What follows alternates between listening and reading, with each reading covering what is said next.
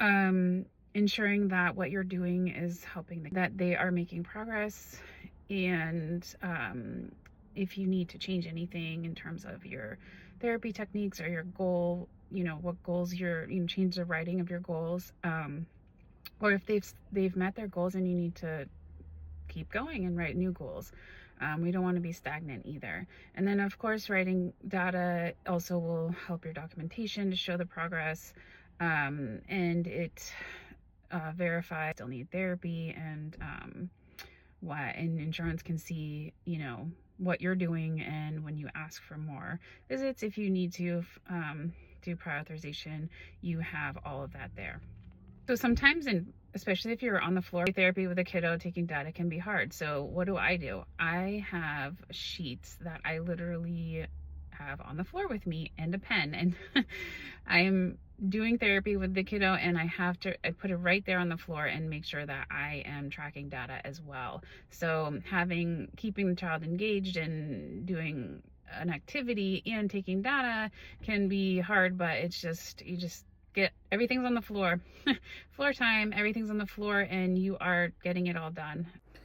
So this can be done with adults or children. But anyway, I put the name and date of birth, and then this is a blank sheet, but I usually put their goals. On the left, there's the target objective, then there's the date, and then there's some data points that we can record percentage after you've calculated prompting that they had. And I always like to have their goals on the data sheet or their objectives, so that I can refer to them as I am targeting skills. I have other, it's very important for me. I'm very visual, and it helps me remember and stay on track. I go into the session with objectives in mind, and I write them down in the objective section on the left, and I have blank ones underneath, because sometimes you go in and you target these objectives and then something else comes up, and where the kiddo is like poof, like this morning, flying through and whoa, doing so well, that then you go down and you add some more things that you worked on, and some other notes that maybe you could try next time. So those are my data sheets. Then I transfer those. Then I have treatment notes, of course, and so you transfer the data onto the treatment notes.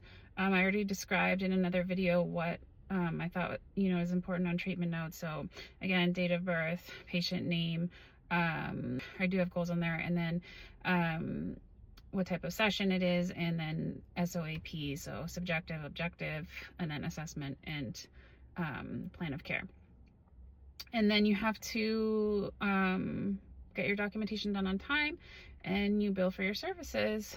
Get those claims in on time. Otherwise, things just, for me, if I don't do things on time, it just gets overwhelming.